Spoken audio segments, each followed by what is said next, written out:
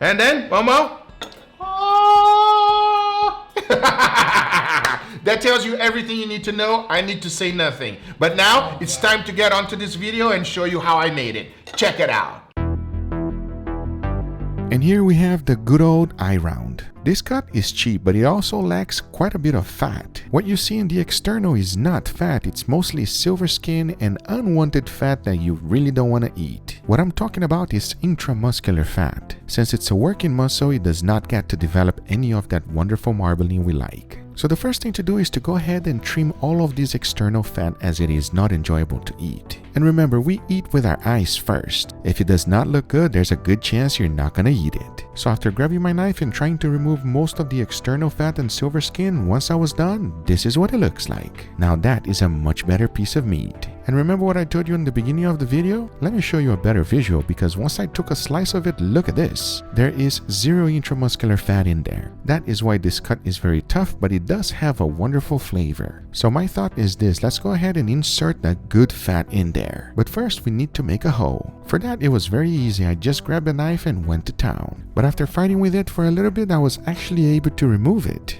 I mean, take a look at this. It is the perfect hold for our bone marrow. And hopefully I'm into something, and this is going to be a wonderful roast. But now that we got that ready, it's time to jump into the butter of the gods. There is a very good reason why this is named this way. Eating this with bread is just amazing. I promise you, if you've never had it, you will crave once you do. But preparing it properly is a must, and here's how. The first thing I like to do is to prepare a water brine. I just combine 2 gallons of water with 1/4 pound of salt. And of course, make sure to mix it well to ensure that everything gets completely dissolved. Now jumping onto the bone marrow, the first thing I like to do is to remove all of the external meat. In the beginning, I really thought that this was just for presentation purposes only, but boy was I wrong. Removing all of this will actually make your bone marrow taste better. You see, whenever you cook this meat, it has an off smell, and removing it will make sure that you have the clearest bone marrow possible. And once I was done, this is what I was left with. Perfectly clean bone marrow ready to go into the brine. And this is one of the reasons why. You can clearly see a little spectacle of blood coming out of it, and soaking it on the salt brine will remove a lot of it. It is not going to move 100%, but at least 80% it will. But now that I got all of them in there, the only thing left to do is to let it rest on my refrigerator overnight. Because the very next day I took it out and it was ready to be roasted. Now it is important for you to pat it dry as much as possible. If not, you're not gonna have great results. Once I was done with the cleaning, you can clearly see that a lot of the blood was removed, but not 100% of it. And the interesting thing is that even if you leave it on the salt brine for 5 days, it's not gonna make any difference. I've done that experiment, so 24 hours is good enough. Now the only thing left to do is to put it in a roasting pan, throw it in your oven, and set it to the broiler setting at the highest one. Our goal is to try to extract the most of it. As you know, bone marrow is 100% fat, and by sticking it in the oven, you will melt the whole thing, which is exactly what we want to insert into our roast. But after about 10 minutes, I took it out and look at it. That, my friends, is the butter of the gods, and it's great on bread and many other things. But we all know we're not going to be using it for that. It is crucial that you do not let any of it go to waste. As you can see, I almost try to squeeze the roasting pan. Yes, it is that good. But now that this is 100% completely extracted from the bones, I want to let it solidify before inserting into the roast. This will not only make the process a lot easier, it will also ensure that nothing goes to waste. So after putting on my refrigerator for about 2 hours, this is what came out. Completely solidified. And that is exactly what I wanted. Because now the only thing left to do is to break it up and insert it into our roast. And by the way, you can use this just like butter, but it tastes like a steak.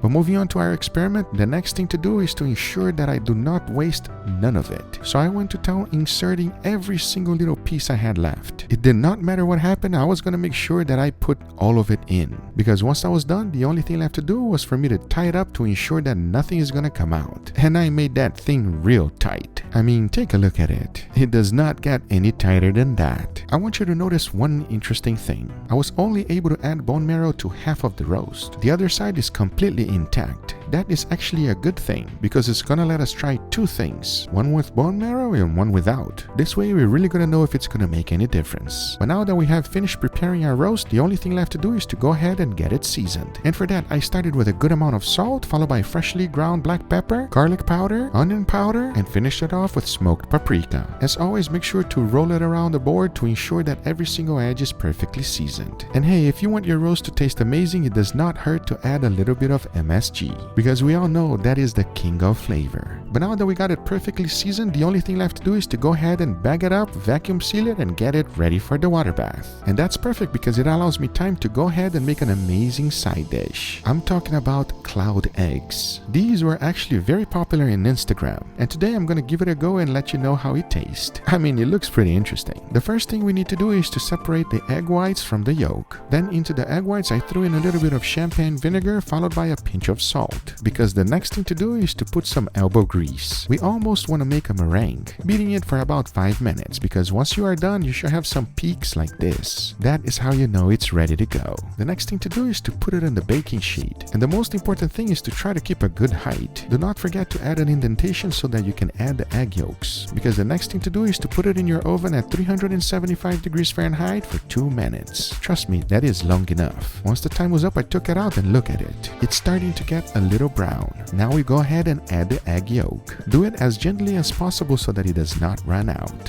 Throw it back in the oven at 375 degrees Fahrenheit for 4 minutes. Once the time was up, I took it out. Then I added a little bit of flaky salt, followed by a good amount of parsley. And that is your cloud eggs. I mean, say what you want, it is interesting. But as always, the most important thing is the taste. But now that we have our side dish ready, the only thing left to do is to go ahead and cook our roast. And for that, I'm going to be throwing it in the water bath at 135 degrees Fahrenheit for 24 hours. And hopefully, it's going to be the best eye round I've ever had.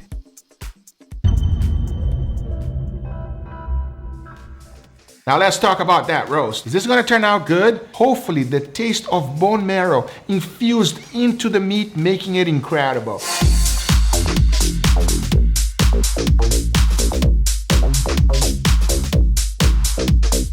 Honestly, I have no idea what to expect, everybody. That's why I love to experiment. But if the smell is a sign of anything good to come, this one is gonna be real good because it smells phenomenal. I know my roast don't look that good right now, but watch this.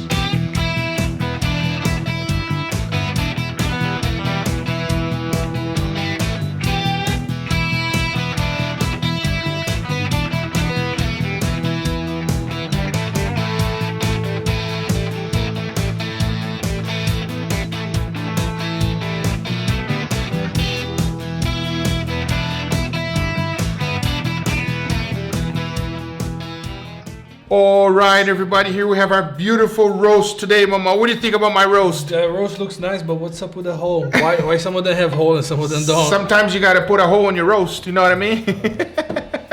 At the same time, we have a very interesting egg. I see that. Now, the bottom of the bread is specifically made not only to eat with the actual egg, but with this right here, which is the waju from the roast. Do you smell it? Can you smell it? That smells. Huh? Bone marrow. Yes, Mama! See it? That's why you're my cousin. It is bone marrow, so you already know what the experiment is all about. Yes, I stuck some bone marrow inside. We're gonna see if it's a good, bad, or ugly experiment. Shout out to all the Brazilians out there. Huh? Guaraná, everybody. I highly recommend this drink. It is amazing. Yeah. One of the halves of the roast, I was able to make a hole, and then the other half was no hole. Okay. So I said we try this one first and see if there's any difference on the flavor there. Wow, super tender. Smell like bone marrow. Smells like bone marrow. Smell like bone marrow. Well, we're gonna find out right now. Cheers, everybody. Cheers. So tender. That is tender. How long did you cook it? 135, 24 hours. Maybe it was a little bit too tender, Amal. Yeah. Yep, I agree with you. 100% tender, almost falling apart. If you try a little bit, you can pull this thing. The texture is very, very tender, everybody. But the taste. The taste is good. That is an interesting taste. I'll tell you that. It Why definitely. you say interesting? Just say that it's good. Yeah, no, it's good. It's good. It's good. It's good. Don't get me wrong. I'm not saying that it's bad. It has a little bit of the bone marrow, extra fatty taste that you get from Sous with it. Now, I will tell you one thing, everybody. I don't know if you could tell on the video. As soon as I started slicing it open, I knew there was no bone marrow left in there. So what I did is I saved all the juices from the bag because I know it will be right in here. Let's try dipping in there. Oh yeah, all the bone marrow is in here, everybody. And this thing is fatty, man. Look at it. Let's try with this one. You ready, Omar? Let's do this. Cheers, everybody. Cheers, guys. Oh, Yeah. That is so much better. That's like not an extra layer of flavor right there. That is so much better. I'm telling you right now. I didn't know before, but it was missing some flavor on it, and that bone marrow just added it. I think so. What happened is probably just like whenever we add more things to the bag and we make it very liquefied inside of the bag, we lose a little bit of the flavor. Yeah. So the sous vide extracted all of the juices that were on the roast and concentrated this thing here together with the actual bone marrow. This is gold right here. I'm telling you right now. Long story short, save your juices. Well, let's see if it has extra flavor on it. yeah, if the piece with the hole makes anything better, or show you make a hole or no hole, everybody. That is the question. It's the same thing. It's the same. It doesn't make a difference. Save yourself some extra work and Save yourself the trouble. I agree, Mama. And do not make a hole, everybody. If you want, just coat the thing with bone marrow. It's gonna give you a nice, wonderful taste. And obviously, if you dunk it in, you did it already, no? Huh? Make a huge difference, right? Oh yeah. That's the way to do it. Do not stick it inside of the roast. It's not gonna do almost nothing for you. The juices of the actual bone marrow is where it's at. Now this egg here is an egg. That's all it is. All I want to know is if it tastes good. I didn't try it yet. What are you doing, Mom? It's solid. Look at this. Yes, it is. When have you ever grabbed the egg like this? Runny yolk, just the way I like it. You like runny yolk, right? Oh yeah. Yeah. If you're gonna make this, look at that. you gotta make it with a runny yolk, everybody. If not, it's not. It's it's just no good. Cloud egg. Cheers, everybody. Cheers.